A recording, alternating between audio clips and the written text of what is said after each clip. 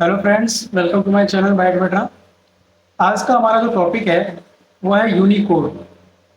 तो बेसिकली पिछले वीडियो में हमने बात करा था इनकोडिंग सिस्टम के बारे में, जहाँ पर हमने देखा था तो हमारे पास दो टाइप के इनकोडिंग सिस्टम थे, आस्काई और एबेटिक इनकोडिंग सिस्टम, जहाँ पर अलग अलग कैरेक्टर्स को इनकोड किया जाता था, मतलब नंबर्स में कन्वर्ट किया जाता था। ठीक है। तो यूनिकोड की हमें क्या जरूरत आन पड़ी, जो हमने यूनिकोड का यूज बनाया ताकि मतलब और जगह कैरेक्टर्स को कन्वर्ट कर सकें। ठीक है। तो चलिए जानते हैं यूनिकोड बेसिकली है क्या, और इसके एग्जांपल्स क्या हैं, इसका की फीचर्स क्या हो सकते हैं, ऑब्जेक्टिव क्या हो सकता है इसका। ओके। चलिए वीडियो स्टार्ट करने से पहले अगर आप मेरे चैनल पर नए हैं तो प्लीज़ चैनल को सब्सक्राइब करें, लाइक करें एंड शेयर करें। ओके। ओके। तो what is Unicode? Unicode is a universal character encoding system या स्टैंडर्ड। बेसिकली यूनिकोड भी क्या करता है, ये भी एक इनकोडिंग सिस्टम है जहां पर नंबर्स को या कैरेक्टर्स हो गए या अल्फाबेट्स हो गए या सिंबल्स हो गए, उनको भी क्या करता है, नंबर्स में कन्वर्ट करता है। ठीक है, ताकि कंप्यूटर उसको समझ सके। It assign a unique number called code point to every letter, symbol, number और इमोजीज। ये थोड़ा डिफरेंट है बाकी दो इनकोडिंग सिस्टम से, क्योंकि यूनिकोड जैसे हमने बोला, it assign a unique number. ये हर एक कैरेक्टर को, चाहे वो स्पेस हो, चाहे वो लेटर हो, चाहे वो अल्फाबेट हो, चाहे वो न्यूमेरिक नंबर क्यों ना हो, तो उसके सभी के लिए वो क्या है, यूनिकोड असाइन करता है, वो भी डिफरेंट हर एक कैरेक्टर्स के लिए। ठीक है। इवन वो इमोजीज को भी, जो आपके व्हाट्सएप पे जैसा मैसेज भेजते हो वहां पर आप इमोजीज का भी यूज करते हो, उसके लिए भी ये डिफरेंट डिफरेंट यूनिकोड असाइन करता है। ठीक है। एग्जाम्पल की बात करें, जैसे हमारे पास एक कैपिटल ए है। ठीक है। तो कैपिटल ए के लिए जो यूनिकोड असाइन किया गया है U+0041, ये जो है हमारा, ये यूनिकोड है किसके लिए, कैपिटल ए के लिए। ठीक है। अब मान लीजिए हमारे पास दूसरी लैंग्वेज में, जैसे हिंदी में, तो हिंदी में जैसे हमारा अक्षर है अ, तो उसके लिए भी यूनिकोड असाइन किया जाता है U+0905। ये भी क्या है, यूनिकोड है किसके लिए, अक्षर आ के लिए। उसी प्रकार हमारे पास जापानीज में एक लेटर लिखा हुआ है। ठीक है, क्योंकि अलग अलग लैंग्वेज की मैं बात कर रहा हूँ, तो वहां पर अलग अलग उनके लिए भी यूनिकोड असाइन किया जाता है। तो उसके लिए क्या है, U+4E2D। इवन आप देख सकते हो सिंपली ये इस फॉर्म में हेक्साडेसिमल बेस पे है। ठीक है। इमोजीज जो स्माइली सिंबल जो है या इमोजीज है जो, उसके लिए भी अलग यूनिकोड असाइन किया जाता है, U+IF600। यू जो है हमारा वो यूनिकोड को शो करता है। ठीक है। अब बात करें अगर वाई वॉज यूनिकोड क्रिएटेड, तो यूनिकोड को बनाया क्यों गया, क्या कारण था जो उसको बनाने को मतलब जरूरत पड़ी उसकी। Before Unicode different countries use different encoding system. जब यूनिकोड क्रिएट नहीं हुआ था, जब यूनिकोड नहीं था, तो उससे पहले क्या था कि जो डिफरेंट डिफरेंट कंट्रीज होती थी वो खुद के अलग अलग इनकोडिंग सिस्टम का यूज करते थे। जैसे आस्काई हो गया, ओनली सपोर्टेड 128 कैरेक्टर सपोर्ट करता था। ठीक है। और बात करें एबेटिक जो इनकोडिंग सिस्टम था, वो IBM सिस्टम में किया जाता था, वो भी लिमिटेड सोर्स पे, मतलब लार्ज एरिया वाइड में इसको यूज नहीं किया जाता था। ये बस एक IBM जो सेक्टर है उस फील्ड में किया जाता था, बैंकिंग सिस्टम, एयरलाइन सिस्टम। ठीक है। जेनेटिक इनकोडिंग सिस्टम का यूज किया जाता था। और यूनिकोड को डिजाइन करने का जो मोटिव था वो ये था कि इसमें क्या था कि जो ASCII और जो एबेटिक इनकोडिंग सिस्टम थे वो लिमिटेड सोर्स थे, मतलब उसमें लार्ज बहुत सारे अलग अलग जैसे हमारे अक्षर्स हो गए, या अलग अलग लैंग्वेजेस हो गई, चाहे चाइनीज हो गई, जापानीज हो गई, और इमोजीज हो गए। तो उनको असाइन करना, उनको मतलब ASCII वैल्यू असाइन करना बहुत ही मुश्किल होता था, और नंबर में कन्वर्ट करना भी पॉसिबल नहीं होता था, जिस वजह से यूनिकोड को डिजाइन किया गया। ठीक है। फीचर्स की बात करेंगे तो ज़्यादा क्लैरिटी आएगी इसमें। बात करें की फीचर्स ऑफ यूनिकोड, तो इसके फीचर्स क्या क्या है। पहला, universal coverage, support more than 150+ languages. जो हमारा यूनिकोड है वो 150 से ज़्यादा लैंग्वेज को सपोर्ट करता है, मतलब अलग अलग लैंग्वेजेस में इनकोडिंग सिस्टम को इसको यूज कर सकते हैं लोग। ठीक है। यूनिकोड पॉइंट्स, यूनिकोड पॉइंट्स का मतलब ये है कि जो यूनिकोड जब हम इनकोडिंग सिस्टम का यूज करते हैं तो वहां पर हम स्मॉल से स्मॉल लेटर्स के लिए भी अलग एक यूनिकोड नंबर असाइन किया जाता था। ठीक है। और एक नंबर, यूनिक नंबर उसको असाइन किया जाता था। Use range, support over 1,43,000+ characters, मतलब 1 लाख से भी ज्यादा कैरेक्टर्स को ये सपोर्ट करता था। स्टैंडर्डाइज, और कहां पर ये ज्यादा यूज करता था, same on Windows, Mac operating system, Android, Linux and जो अलग अलग हमारे ऑपरेटिंग सिस्टम है वहां पर हम क्या यूज करते हैं, यूनिकोड इनकोडिंग सिस्टम का यूज करते हैं। ताकि लार्ज अमाउंट ऑफ डेटा को जो इजीली प्रोसेस कर किया जा सके, और अलग अलग सिंबल्स कैरेक्टर्स हो गए या इमोजीज हो गए या दूसरी लैंग्वेज में लिखे गए कैरेक्टर्स को भी इनकोड कर सके। ठीक है।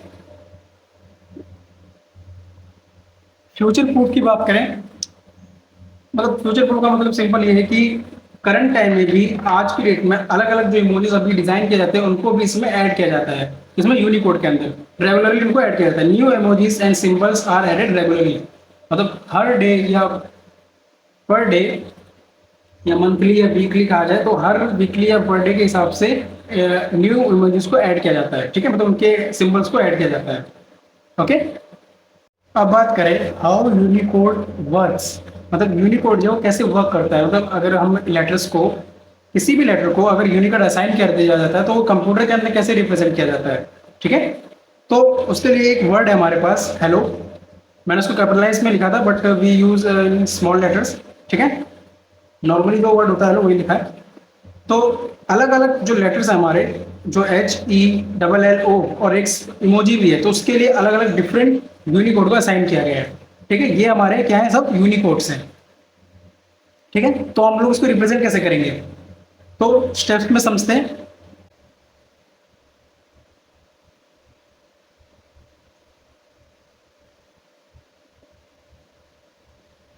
तो स्टेप फर्स्ट है हमारा, हमारे पास जो H लेटर है उसके लिए यूनिकोड असाइन किया गया है U+0048।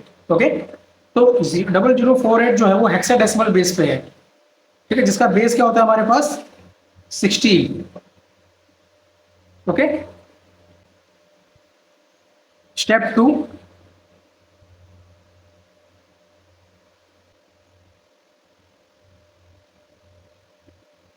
जो हमारे पास यूनिकोड है 0048, उसको हम क्या करेंगे, डेसिमल में कन्वर्ट करेंगे। ठीक है, स्टेप 2 क्या कहता है, डेसिमल में कन्वर्ट करना। ओके, तो कैसे करेंगे हम लोग, तो जिस प्रकार हम बाइनरी से डेसिमल में नंबर कन्वर्ट करते थे उसी प्रकार हम इस जो इसका बेस हमारा 16 है इसको हम डेसिमल में कन्वर्ट करेंगे। तो 00 लिखने की जरूरत नहीं है क्योंकि नंबर की मल्टीप्लाई करेंगे तो 0 आएगा, तो हम 4 और 8 की मल्टीप्लाई कर लेते हैं। ठीक है,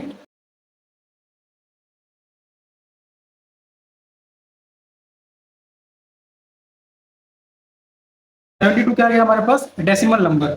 ओके, स्टेप 3,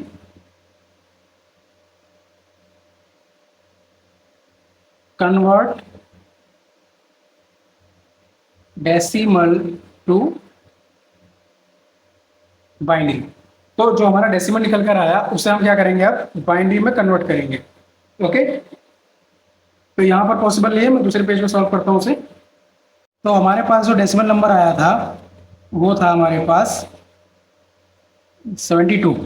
ओके, अब हम इसे बाइनरी में कन्वर्ट करेंगे।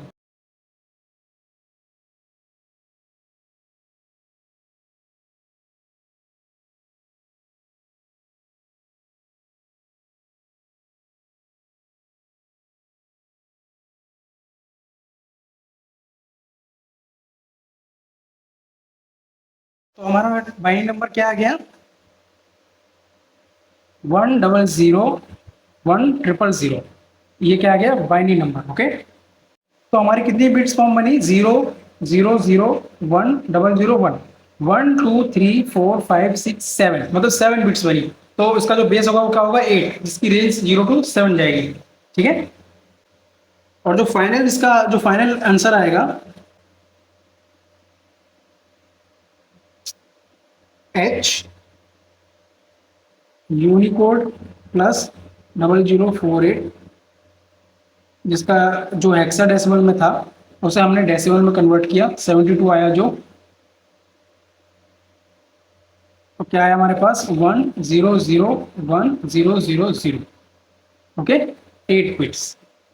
तो कंप्यूटर की मेमोरी कैसे रिप्रेजेंट किया जाएगा, 1001000। ओके, उसी प्रकार आप हर एक लेटर्स का निकाल सकते हो, ELLO और इमोजीज का भी। ओके, तो देखिए मैंने बाकी सारे लेटर्स का भी यूनिकोड निकाल दिया है। पहले हमने उसे डेसिमल में कन्वर्ट किया, उसके बाद उसमें हमें उसे बाइनरी में कन्वर्ट किया। ठीक है, तो जैसे ई है तो ई के लिए जो हमारा डेसिमल नंबर आया 101 और उसका जो बाइनरी नंबर आया वो है 1100101। ठीक है, और ये किस फॉर्म में आया, कितने बिट्स में आया, 8 बिट्स में। ओके, उसी तरीके से हमने एल का भी निकाला, एल के बाद ही हमारे पास डेसिमल में कन्वर्ट किया, उसके बाद हमने उसको बाइनरी में कन्वर्ट किया। वो भी 8 बिट्स में ही है। उसी प्रकार एल सेकंड वन, फिर ओ, फिर इमोजी। इमोजी का जो हमने डेसिमल निकाला वो निकाला था हमने 1,28,522, ठीक है। और जब हमने इसको बाइनरी में कन्वर्ट किया तो हमारे पास क्या बना, 0001 1111 011 0000 मतलब कंप्यूटर के अंदर जो हमारा इमोजी है वो इस बाइनरी फॉर्म में रिप्रेजेंट किया जाएगा, ठीक है।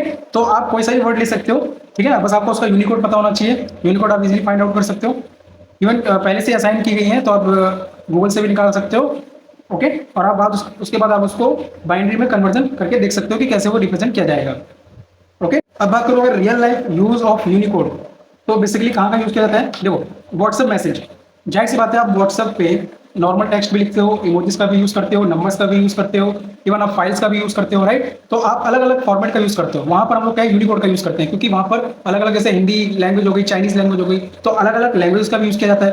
तो वहां पर आपका जो यूनिकोड है वो बहुत ही फास्ट वर्क करता है डेटा को इनकोड करने के लिए, ठीक है। इमोजीज ऑन इंस्टाग्राम, वही अगर आप इमोजीज का यूज करते हो, इंस्टाग्राम हो गया और सोशल मीडिया हो गए, वहां पर भी यूनिकोड इनकोडिंग सिस्टम का यूज किया जाता है, ठीक है।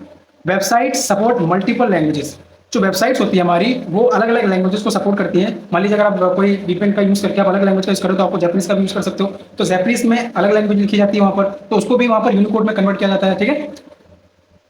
और दूसरी वेबसाइट जो अलग अलग लैंग्वेजेस में लिखी जाती है वहां पर भी यूनिकोड इनकोडिंग सिस्टम का यूज किया जाता है। फोर्थ पॉइंट हमारा प्रोग्रामिंग लैंग्वेज, जैसे Python, Java, JavaScript all use Unicode for string handling. तो जो जो हमारी लैंग्वेज जैसे पाइथन, जावा, जेएस, वहां पर हम लोग सेंटेंस का यूज करते हैं एज अ स्ट्रिंग, ठीक है। तो वहां पर स्ट्रिंग को हैंडल करने के लिए यूनिकोड इनकोड सिस्टम का यूज किया जाता है, ठीक है। वीडियो अच्छा लगा तो इस वीडियो में बस इतना ही। इस वीडियो में जाना कि यूनिकोड होता क्या है, यूनिकोड कैसे वर्क करता है, उसके फीचर्स क्या होते हैं, ठीक है, और उसका रियल लाइफ में हम लोग कहाँ यूज करते हैं। अगर वीडियो इन्फॉर्मेटिव लगा तो प्लीज लाइक करें, शेयर करें एंड सब्सक्राइब करें। Thank you.